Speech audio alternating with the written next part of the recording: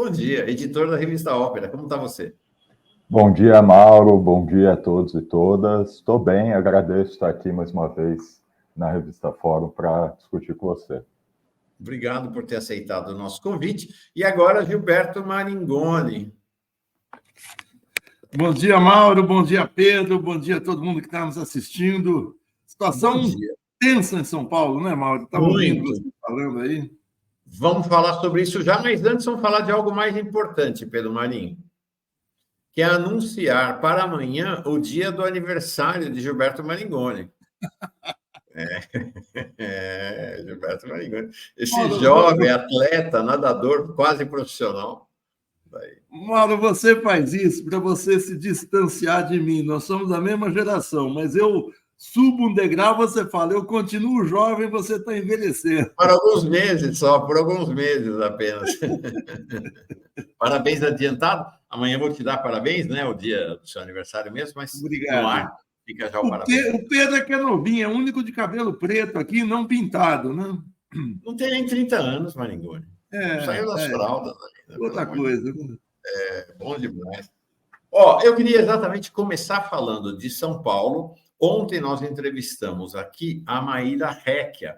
Maíra Recchia é uma das advogadas da equipe de advogados e advogadas da campanha do Guilherme Boulos. Achei muito interessante a entrevista com ela, porque foi uma entrevista de adeus às ilusões. Né? Porque ela, uma parte da esquerda, né, e das forças mesmo liberais, estão, né, da Atena e tal, estão apostando as fichas, ou estavam apostando as fichas, não. A justiça, tal qual a cavalaria, vai chegar no cenário e vai nos salvar. Vai salvar coisa nenhuma, falou a Maíra, chance zero, segundo ela, da Justiça Eleitoral cancelar a candidatura do Pablo Marçal. Ele estará nas urnas. Então, Pablo Marçal terá que ser derrotado pela via da política e não pela via do Poder Judiciário. Ela deixou patente isso e a comprovação já veio hoje. Né? Ontem à noite, ou 10 horas da noite, o TRE negou, olha só o cenário, o tribunal, a instância aqui municipal de São Paulo, ou aí de São Paulo, tinha dado ao Guilherme Boulos o direito de resposta nas redes do Pablo Marçal, daquelas mentiras que ele tinha falado. À noite, o Tribunal Regional Eleitoral suspendeu, não vai ter o Boulos se defendendo nas redes do Marçal. Primeira. Segunda, foi negada o pedido de afastamento do Marçal por uma das ações. Tem mais de uma ação que pede afastamento dele, da candidatura dele e da campanha. O primeiro já foi negado ontem, um pedido do próprio, da luta interna ali do PRTB. Então, vai ter que vencer na luta, na batalha, e aí o cenário, não sei se vocês concordam, me parece preocupante para a candidatura do Boulos. Hoje sai a pesquisa da Datafolha, vai ser importante para, vamos assim, tirar a limpo. Há 45 dias, faltam só 45 dias para o primeiro turno das eleições, o Boulos teve uma queda expressiva. Né? Ele teve quase 10 pontos de queda de maio para cá, caiu na pesquisa Atlas de ontem, de 37 para 28,5. Do começo de agosto, de 8 de agosto até essa rodada agora, de 20 de agosto, ele caiu de 33 para 28,5. 28, 29, 30, 31, 32, 33, 5 pontos de queda, quase 5 pontos de queda. O Nunes, que lá em maio tinha 21, chegou a 25, está com 21,8, e aí quem subiu como um foguete quase foi o Marçal, que tinha 11 no início do mês e está com 16,3 agora. Só para completar, não vou completar nada, eu queria a avaliação de vocês sobre esse momento. Eu sei, imagino que vocês estejam até mais informados do que eu, de que há uma crise na cúpula da campanha do Boulos, acenderam todas as luzes de alerta com essa pesquisa de ontem. O que eu estou dizendo é que, se a pesquisa do Datafolha vier no mesmo sentido, o que é luz de alerta vira botão de pânico. Né? E muitas críticas à maneira como a campanha do Boulos vem sendo conduzida. Então, eu queria começar pedindo a vocês essa avaliação do cenário político eleitoral de uma campanha que é uma campanha absolutamente nacionalizada, não é só o destino de São Paulo que está sendo decidido nesse pleito, não. Começando pelo decano daqui, Marim, vou começar pelo Gilberto Maringoni.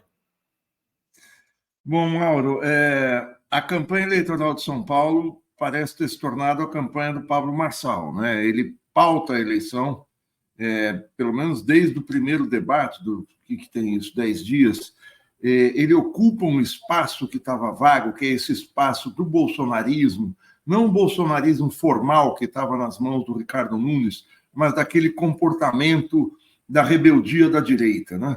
Ele é muito mais agressivo, muito mais incisivo e muito mais espalhafatoso do que o Bolsonaro é. Muita gente compara ele ao Milei, e de fato é.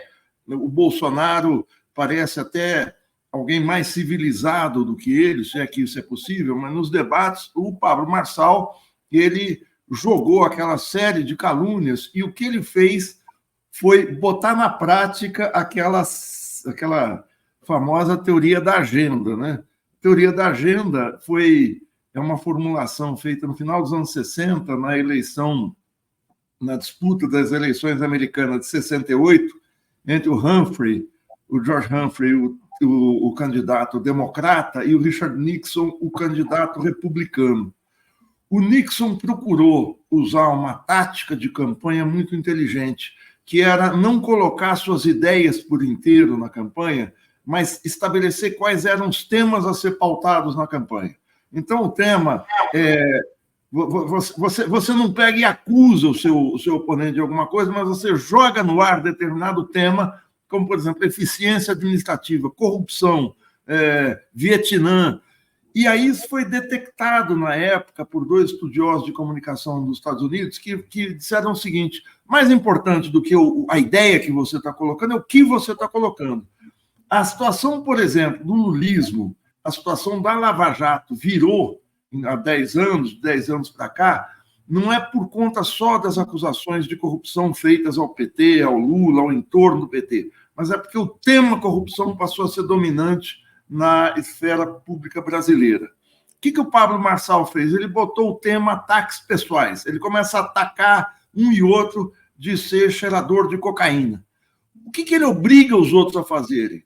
Ele obriga os outros a falarem o seguinte: eu não sou cheirador. Ou seja, os outros têm que entrar na agenda dele. Essa questão, pouco importa se alguém cheira ou não cheira cocaína. O que vale é o seguinte: debate político é tudo menos debate real. O debate político, como o Pedro brilhantemente escreveu num artigo há poucos dias, é o espetáculo. O que vale é como você se comporta, como você se coloca, se você é ofensivo, se você é firme, se você não gagueja. E o comportamento do candidato é tudo. E depois isso é potencializado nas redes sociais. Os temas que o Pablo Marçal tem colocado obriga todos a ficarem na defensiva. Pode ser cocaína, pode ser que o sujeito usa óculos, pode ser que o sujeito tenha algum problema de gagueiro, o que for. Ele jogou o tema e todo mundo tem que se posicionar em cima desse tema. Agora, ele aparece, tem algo a mais. O Marçal aparece como o rebelde da campanha. A rebeldia, tem um livro muito interessante do historiador argentino, Pablo Stefanoni, que é professor de Relações Internacionais de História, se não me engano, na Universidade de Buenos Aires, e ele lançou um livro que é o seguinte: a rebeldia tornou-se de direita. Quer dizer, você olha para os candidatos, você quer ver quem quer mudar a situação de São Paulo. Não é quem quer mudar a situação de São Paulo, quem quer mudar qualquer situação. É o Marçal. O Boulos, o Nunes e o próprio Datena aparecem como os candidatos do establishment. O Boulos, cada vez mais. Essa tática de campanha, de transformar ele numa espécie de clone do Lulinha Paz e Amor, colocaram a campanha na defensiva. Você olha as propostas do Boulos, o caderno de propostas do Boulos, são 40 ou 50 slogans de marketing. São Paulo sem racismo, mais transporte para todos, com responsabilidade fiscal, é sublinhado lá, uma São Paulo de todo mundo, uma São Paulo, eu não me lembro direito tudo, mas assim, é uma série de platitudes, ou seja, de frases vazias que parecem grande coisa, mas não definem um corte de interesses na campanha. E o Marçal aparece como esse rebelde de direita, e o Boulos parece o candidato do establishment. Na imagem do Boulos, só para terminar, essa história de você amenizar a radicalidade do Boulos, eu conversei com alguns membros da da coordenação da campanha do Boulos, alguns dias antes do primeiro debate, e eles diziam o seguinte: não, o que a gente quer é tirar a pecha de radical do Boulos, de alguém que vai queimar pneu no meio da avenida, de alguém que vai invadir casas e tal. Essa diluição do Boulos caracterizaram até a figura pessoal do Boulos. Agora ele aparece de blazer, na primeira campanha que ele fez em 2018, ele ainda ia nos debates de manga de camisa, o que demonstrava uma informalidade. É o sujeito da rua que veio para o debate. É um cara igual a gente que está lá no debate. Agora ele está de blazer, ele parece um deputado, ele desenha a barba, ele está todo limpinho e cheiroso, para usar aquela expressão dele, né, Eliane Cantanhede, e ele ficou um candidato insosso. Ele está um tiozão, ele não é mais do rebelde. A gente até viu aí, o Bolsonaro divulgou um vídeo do Boulos quando ele era líder do MTST, é outra coisa. E esse espaço da radicalidade e da radicalidade bolsonarista está ocupado, da rebeldia, está ocupado pelo Marçal. Por isso é que ele se tornou o centro da pauta da campanha. E isso é que é perigoso. Antes de passar, Pedro, está aqui o Edson Joane. Mas tendo Mauro expressou saudades do Boulos raiz. Concordo, esse novo Boulos de pote está me decepcionando. E, de fato, é um paradoxo, uma ironia, que o Bolsonaro, ao fazer um tweet atacando o Boulos, com aquela mesma cascata que vem desde os anos 80, né? Que é se o Boulos ganhar, as casas vão ser divididas entre as pessoas, quem tem 2 quartos vai ter que dar 1 quarto, aquelas conversas que veio já desde os anos 80, mas ele mostrou um vídeo do Boulos, eu fiquei chocado, eu falei, não, que saudades desse Boulos, né? Fiquei impressionado com como é que o Bolsonaro nos reapresentou o velho Boulos. Aqui, ó. Eu quero questionar vocês do porquê que está ocupando. No Brasil, tem mais casa vazia do que gente precisando de casa. Se fosse ver na prática, não precisava construir uma casa nova. Bastava pegar as que têm desocupadas, requalificar, reformar e destinar para era isso. E aí vai. Fantástico esse vídeo do Boulos. Pedro Marim, seu olhar para o cenário da campanha paulistana com dimensões nacionais, né? Bom, eu concordo muito com a avaliação do Maringoni, ele até trouxe essa coisa do agenda setting, né, da teoria da agenda, e falou, né, mais importante do que a ideia é o tema, né, o tema trazido.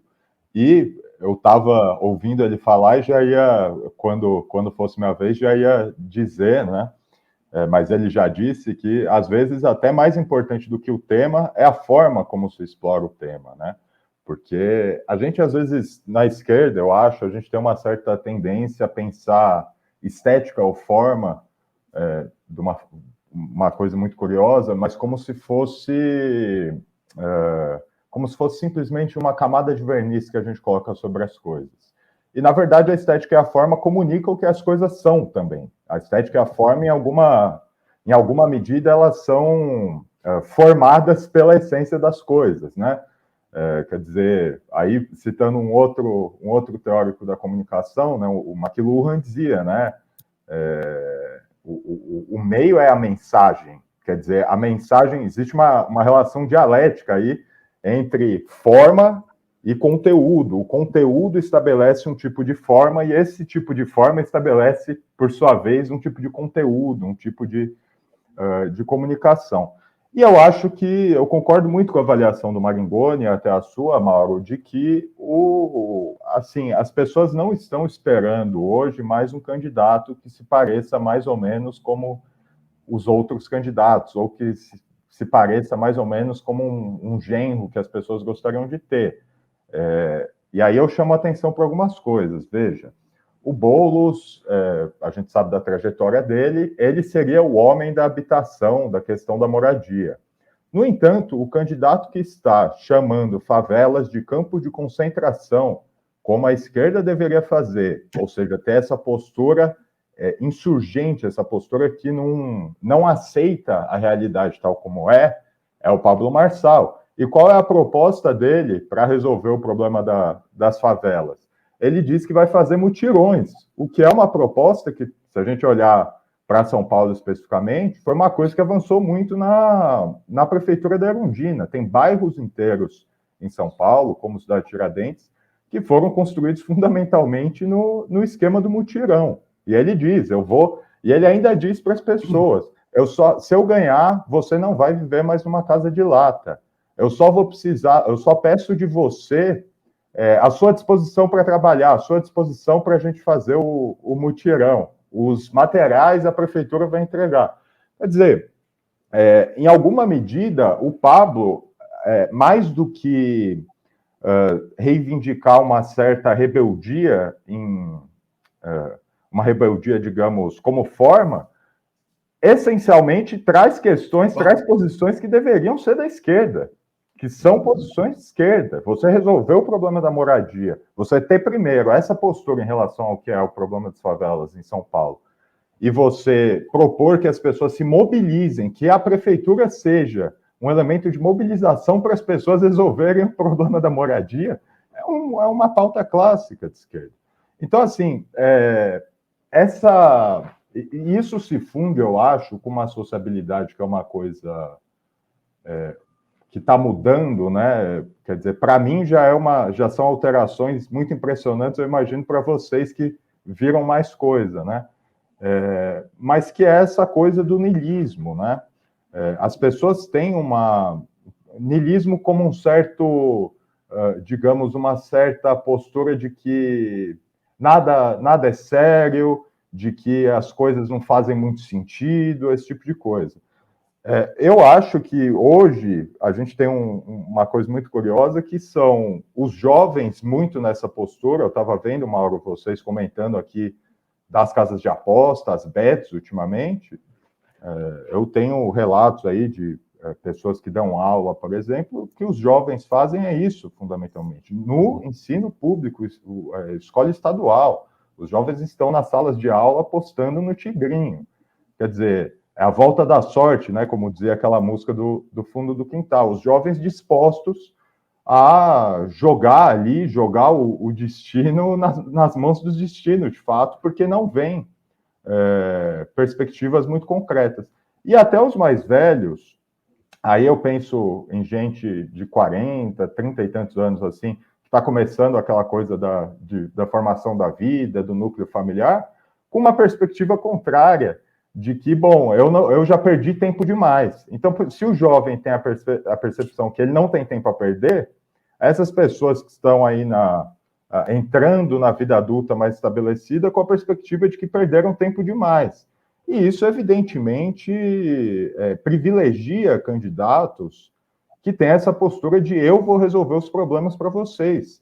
Porque, veja, se o jovem acha que ele não tem tempo a perder e quem está nos 40 anos, 30 e tantos anos, acha que não tem, que já perdeu tempo demais, as pessoas não estão interessadas em um acompanhamento contínuo da política, em militar em um partido, em organizar alguma coisa. Elas estão interessadas, de fato, naquele candidato que vai aparecer e vai parecer que vai resolver seus problemas. E eu acho aí, para finalizar, que falta ao Boulos, de fato, tomar um pouco essa postura, tomar uma postura, a gente pode até chamar, eu acho o termo horrível, mas mais populista e radical, especialmente, para, de fato, incorporar essas coisas. O que vocês estão trazendo é isso. A gente tem um processo que não é de hoje, de crescente institucionalização da esquerda, né? A esquerda entrou para as instituições e está saindo da vida, né? Da vida concreta, cotidiana das pessoas, né? O presidente Lula é o maior exemplo disso, né? O quanto ele hoje ele é quem encarna as instituições do país, e quem encarna as instituições não pode ser contra elas, né? Quem dedica a sua vida a defendê-las, né? O Boulos parece ser uma expressão, né, local do lulismo, né? Desse lulismo, essa ideia do Boulos de pote do Edson Joana é bem interessante. Eu queria ainda um minutinho de cada um de vocês para analisar um outro fenômeno dessa eleição, que é a questão da extrema-direita. Um negócio até hoje a hegemonia bolsonarista nunca foi questionada. E o Marçal traz na sua presença um questionamento a essa hegemonia. Houve um primeiro movimento até uma semana, 10 dias atrás, um certo flerte, inclusive, ou uma lua de mel, como queiram, do bolsonarismo com o Marçal, né? O primeiro que apontou que não, nada disso, foi o Carlos Bolsonaro, dia 16 de agosto, ele fez um post caceteando o Marçal, né? E aí foi crescendo a percepção na cúpula do bolsonarismo de que o Marçal representa uma ameaça a eles, né? De que o Marçal, né, vamos dizer assim, como se o bolsonarismo estivesse tendo uma extrema-direita que vai se institucionalizando, como a Marine Le Pen, lá na França, talvez, essa institucionalização da extrema-direita, e vinha um selvagem com a bandeira original da extrema-direita. É muito curioso. Eles deram a ordem unida, né? Falei mais cedo, a gente que viveu a experiência do centralismo democrático, o centralismo democrático tem a extrema-direita nesse momento, né? Baixaram o centralismo ali, né?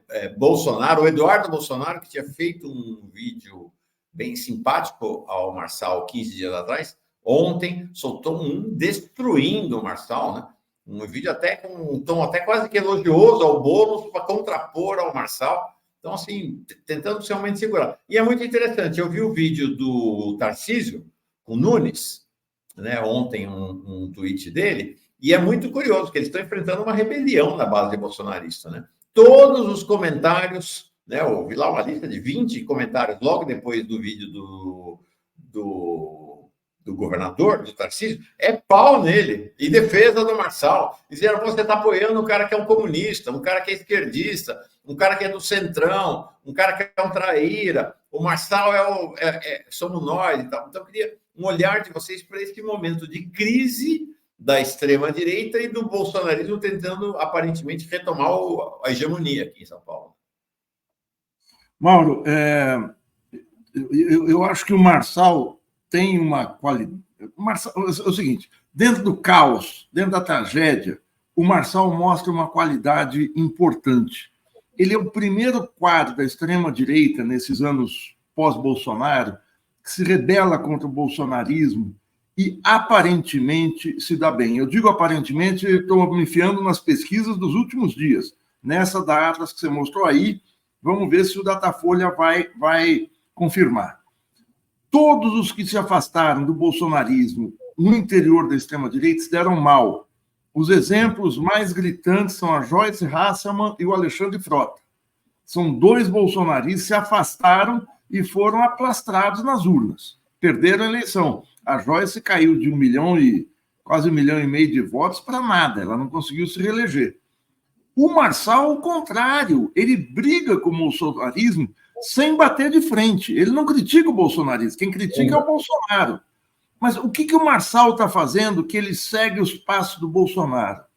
E o que a direita não faz? Ele apela para uma militância, para um engajamento. O Pedro Marim levantou muito bem essa história do mutirão. O que é um mutirão? Casa eu não vou te dar. Casa nós vamos construir. Se você vier junto, a gente vai ter casa. Senão não tem. É o que o Bolsonaro faz quando chama as pessoas da Paulista. Depende de você.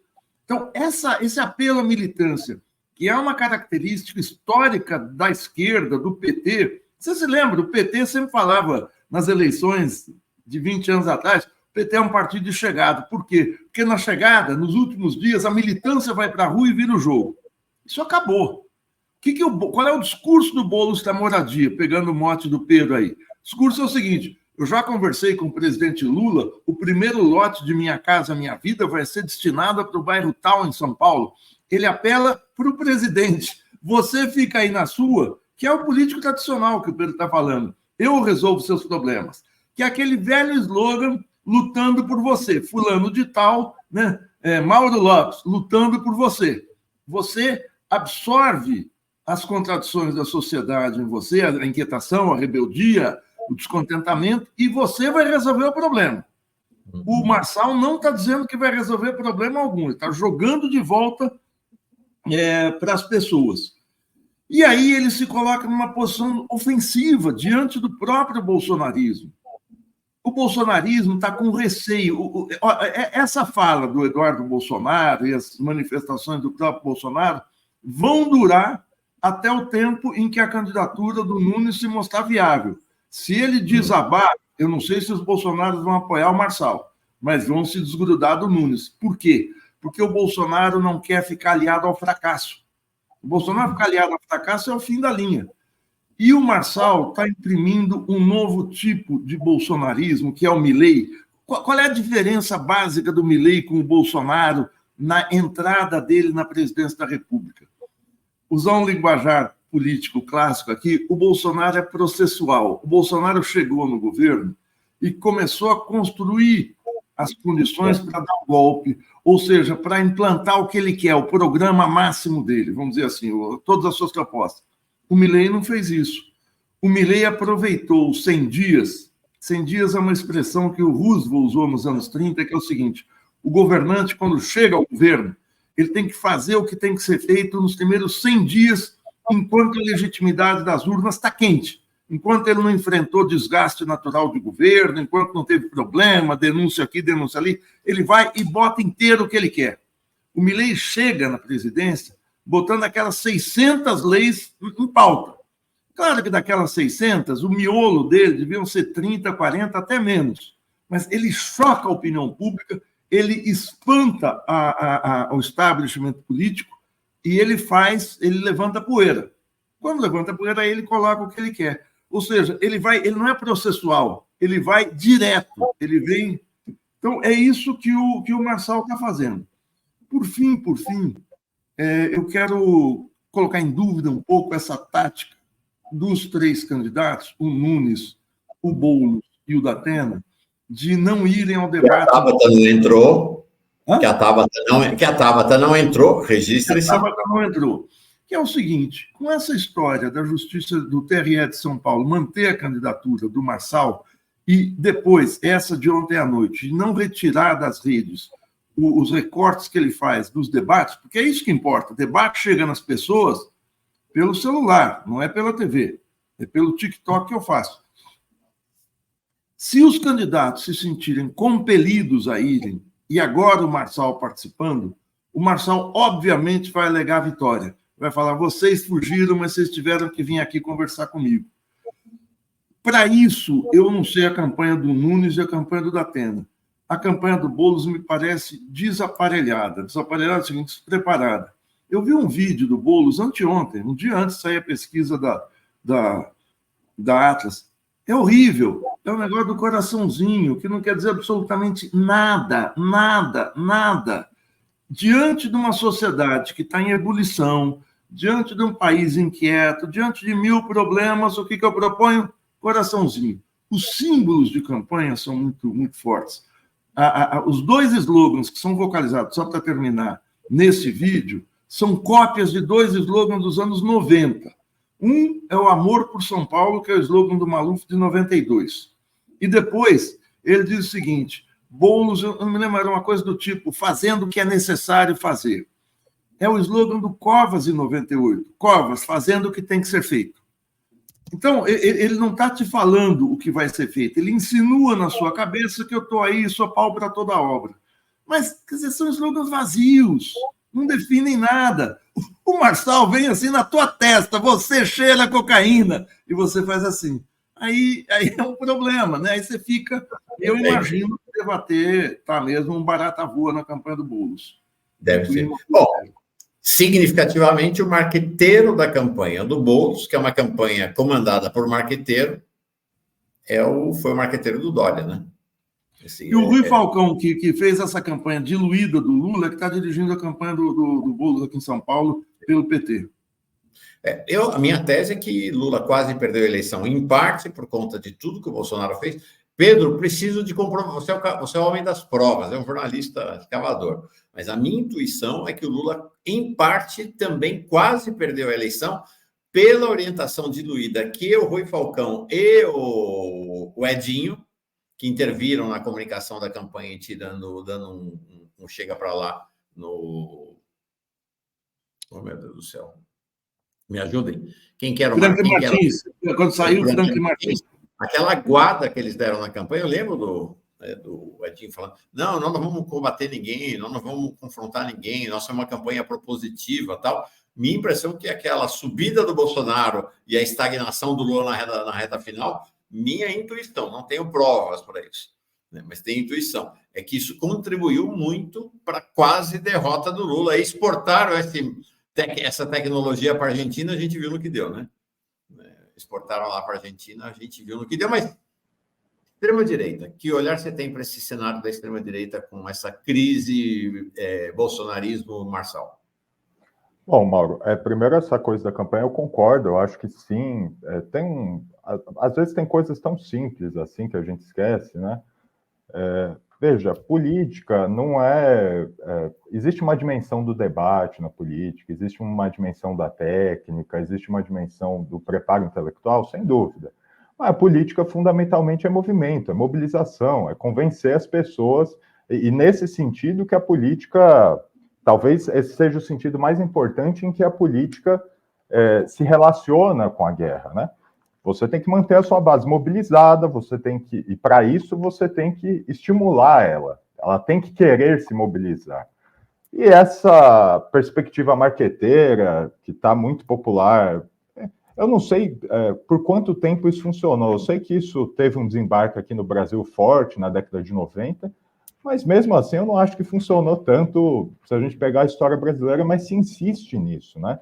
Quer dizer, os antigos já sabiam da importância de mobilizar as pessoas, seja para a guerra, seja para a política. Se a gente olhar o Império Romano, já estava lá. Antes disso, certamente já estava, né?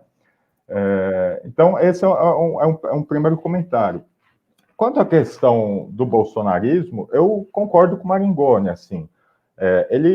O Bolsonaro jogou meio que com uma perna em cada canoa, né? A gente publicou até um artigo da professora Maria Carlotto lá no Opera Mundi sobre isso. Quer dizer, não batendo muito no Marçal, inclusive dizendo que ele pediu para me encontrar, né? Ele queria o meu apoio, quer dizer, sinalizando para a base que ele é um dos nossos, como diz a professora Maria Carlotto. E aí agora os filhos e ele parece que foram para cima do Marçal. Eu suponho que receberam uma ligação da campanha do Nunes dizendo que assim não dá, né? O que a gente acordou, vocês têm que apoiar o Nunes, têm que mostrar o seu apoio, etc. Mas eu concordo muito com o Maringoni de que é o seguinte: se o Marçal crescer e o Nunes, se o Marçal continuar crescendo e o Nunes continuar caindo, eles vão abraçar o Marçal. E aí eu chamo a atenção, Mauro, para uma coisa que você falou que é muito correta, né? De que hoje o Bolsonaro está meio que numa posição assim, quase que é o bolsonarismo moderado, realmente, né? Quer dizer, ele tem que começar a fazer relações ali no mundo político, estabelecer conversas de bastidores, inclusive para ver se consegue ser anistiado para 2026 voltar como candidato, né? E tem essas figuras que surgem, e o Pablo Marçal certamente hoje é a mais importante delas, é impressionante, né? Que são essas figuras do selvagem, do ultra-radical, que diz tudo, etc. E tem um aspecto nisso que é importante a gente levar em consideração, que é o seguinte: mesmo que o Pablo Marçal não vá para o segundo turno, não seja eleito, isso seria ótimo, mas mesmo que isso não aconteça, existe um aspecto aí de disputa de hegemonia na sociedade, de você avançar a sua pauta, de você jogar o debate mais para a extrema-direita, mesmo que isso beneficie o Bolsonaro, no fim das contas, e não o Marçal. E é uma coisa que falta um pouco a esquerda compreender também. Quer dizer, até pensando aqui num vídeo do meu amigo Jones Manuel, recentemente, que ele fez uma observação nesse sentido, quando você tem figuras mais à esquerda num debate, por exemplo, isso beneficia a centro-esquerda na medida em que deixa ela mais confortável para propor as suas coisas. Você joga o debate um pouco mais para cá e tudo bem, você quer ser de centro-esquerda, você consegue avançar um pouquinho por aqui.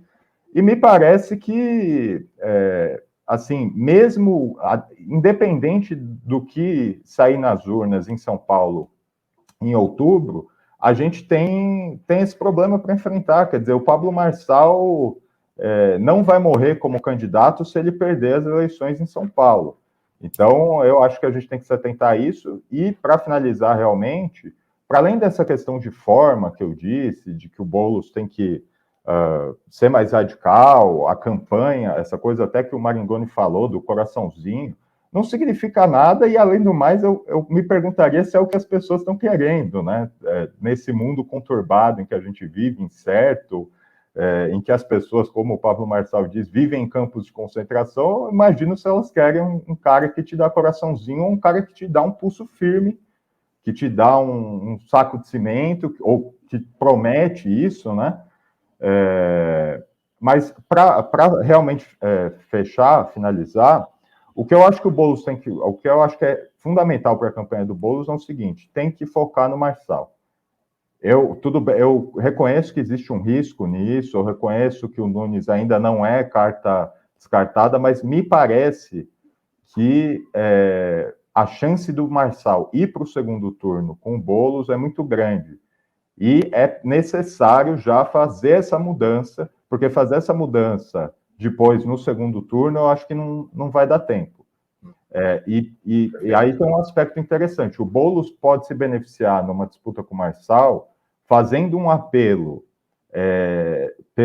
pela razoabilidade. Agora não. Agora ele tem que bater no Marçal. Lá na frente ele pode se beneficiar disso. A razoabilidade, você não pode eleger um charlatão, você não pode eleger uma pessoa assim, esquisita, vocês têm que se juntar à minha campanha, aí se negocia e pode até diminuir um pouco o tom, mas agora é a hora de levar o tom para criar, já que a campanha está polarizada, tem que se adequar a isso, tem que se polarizar com o Marçal, de fato.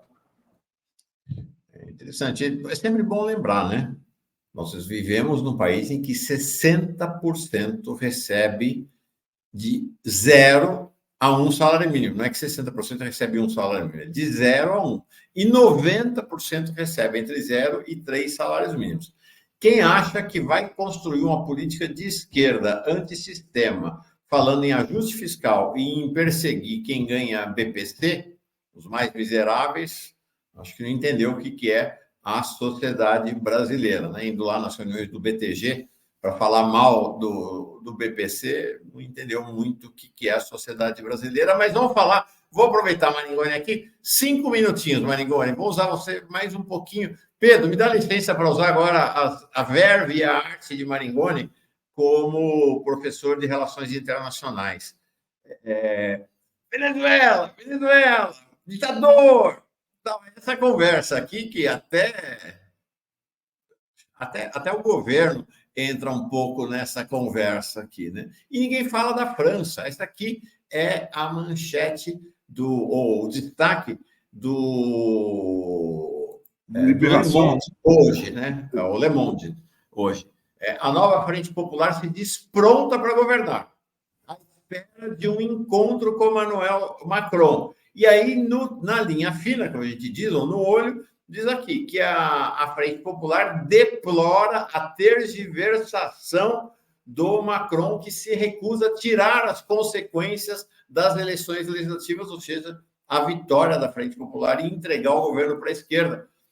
Cara, há quanto tempo foi essa eleição na França e o presidente lá sentou em cima e não indica o primeiro-ministro, porque ele perdeu as eleições, né? Havia falado do Maduro? Mauro, olha só, imagina se o Maduro estivesse fazendo o que o Macron está fazendo. As eleições na França foram em 7 de julho, o segundo turno. A gente teve a situação final é que você tem um parlamento dividido em 3. São 577 assentos e a nova Frente Popular teve 180, o partido do Macron 159 e o partido da Marine Le Pen, o Rassemblement, o Reagrupamento Nacional, 142. O que quer dizer essa numerária? Essa numerária quer dizer o seguinte: o Macron perdeu a eleição. A maioria do eleitorado não quer mais o Macron. A maioria do eleitorado quer alguma mudança.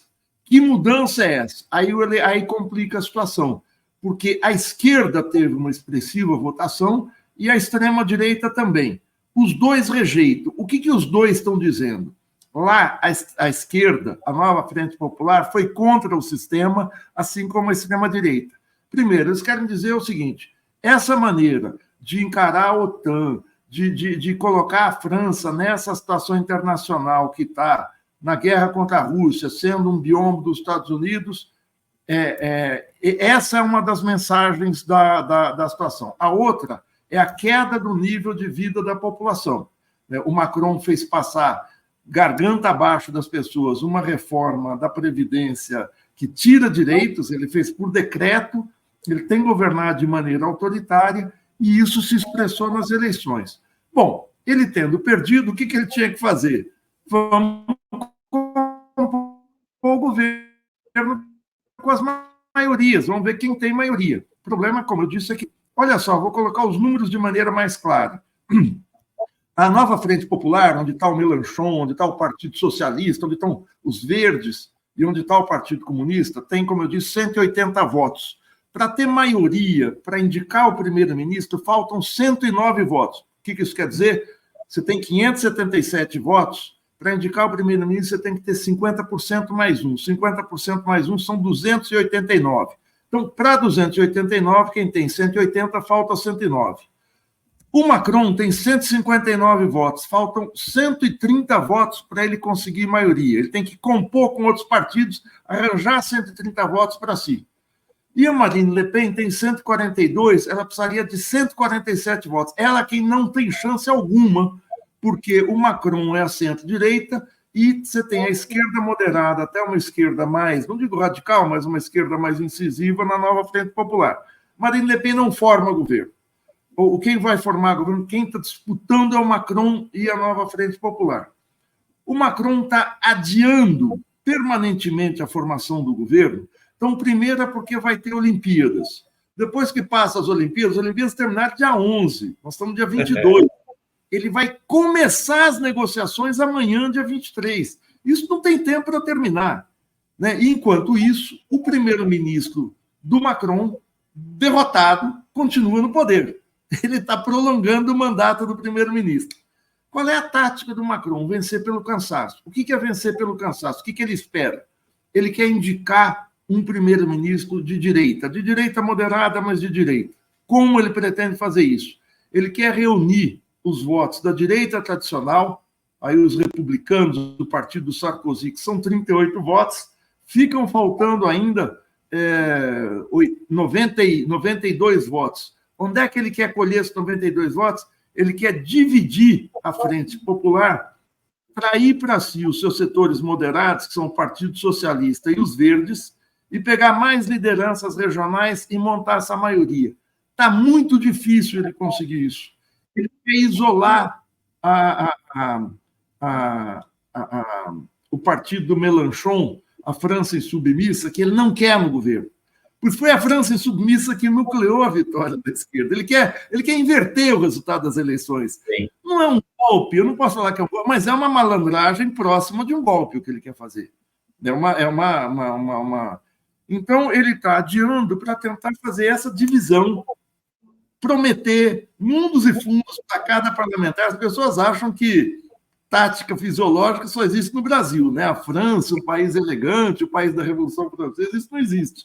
A negociação deve estar sendo a mais baixa possível e ele vai tentar montar. O que está acontecendo? Existe uma insatisfação dos partidos, mas em franjas da sociedade francesa, em especial nas grandes cidades, as que deram vitória para a esquerda, o descontentamento com o Macron é crescente. Quer dizer, todo mundo está vendo o que ele está fazendo. Ainda não é algo explosivo, mas está tensionando a institucionalidade francesa de uma maneira forte. Isso tem sido manchetes crescentes na imprensa francesa. Para terminar, o partido, a Nova Frente Popular, já indicou uma primeira-ministra, que é uma jovem economista, Lucie Catté.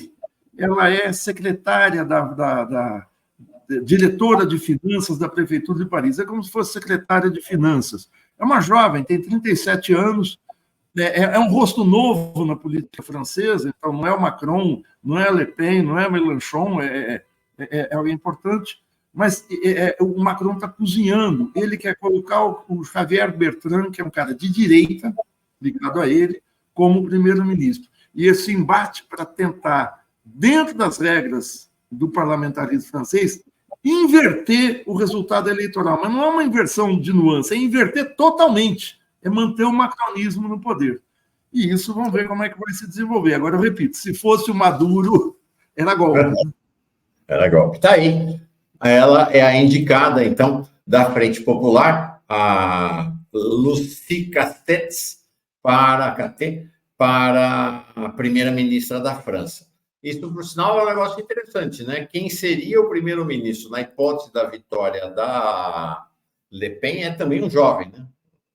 Alguém nessa faixa aí dos 30 e poucos anos de idade, né? Então, agora, evidentemente, me parece, Pedro, não sei se você concorda, as duas correntes mais dinâmicas da política francesa são a extrema-direita, talvez com alguma crise por conta exatamente desse processo de institucionalização da extrema-direita francesa, que a Le Pen está promovendo, e uma França insubmissa, esquerda, portanto, que se recusa a esse jogo da institucionalização, né? E tudo aponta para uma disputa muito interessante, com chance para a França insubmissa na eleição presidencial em 2027, né? A curva é de crescimento deles, né?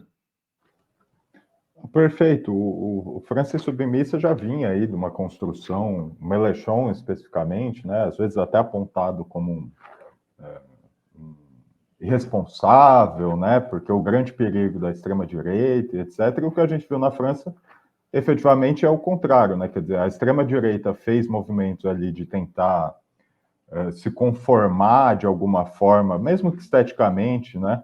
Eu não acredito muito nisso, mas a Le Pen rebaixando um pouco o seu programa, o França Submissa se manteve nessa postura dita irresponsável pelos analistas, né, pelo pessoal que adora marketing político acima de tudo, né, e na prática o que a gente vê é que quem venceu foram os radicais, né, só que os radicais de esquerda nesse caso, né, e agora o Maringoni diz muito bem, né, quer dizer, se isso fosse na Venezuela, efetivamente, eu lembro de um texto do Reinaldo Azevedo que ele dizia assim, as eleições na Venezuela essencialmente já foram fraudadas. E não importa qual foi o resultado, essencialmente elas já foram fraudadas, e aí apontando que a Maria Corina não pôde se candidatar, etc.